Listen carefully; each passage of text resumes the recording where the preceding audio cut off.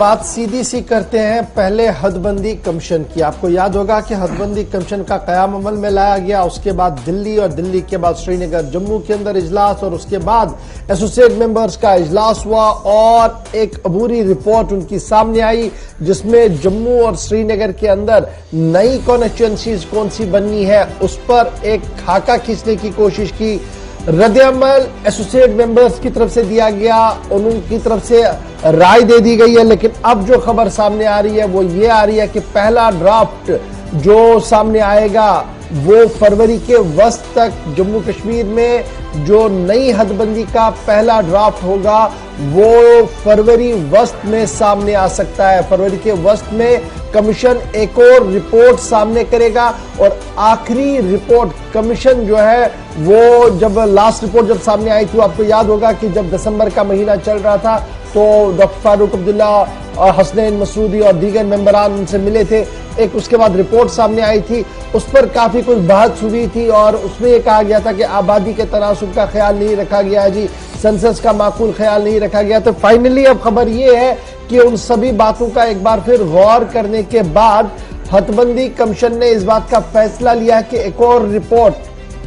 जो है वो फरवरी के वस्त में सामने रखी जाएगी, जिसके बाद दोबारा से एसोसिएट मेंबर्स और सियासी जमातों से उनका फीडबैक भी मांगा जाएगा। यानी फरवरी के वस्त तक अगर रिपोर्ट आती है, दैट मींस मार्च, जो हम लगातार आपको कह रहे हैं कि मार्च में हदबंदी कमीशन अपना काम मुकम्मल कर पाएगा, उसके बहुत ही कम आसार अभी तक नजर आ रहे हैं, क्योंकि अभी भी कई मरहलों से इस रिपोर्ट को गुजरना होगा। अभी जहां एसोसिएट मेंबर्स के साथ दोबारा गुफ्तगू होनी है, उसके बाद उस रिपोर्ट को दोबारा से अवाम के सामने रखना है और फिर उसकी तशहीर करवानी है, फिर प्रेसिडेंशियल नोड उसको देना है, उसके बाद ही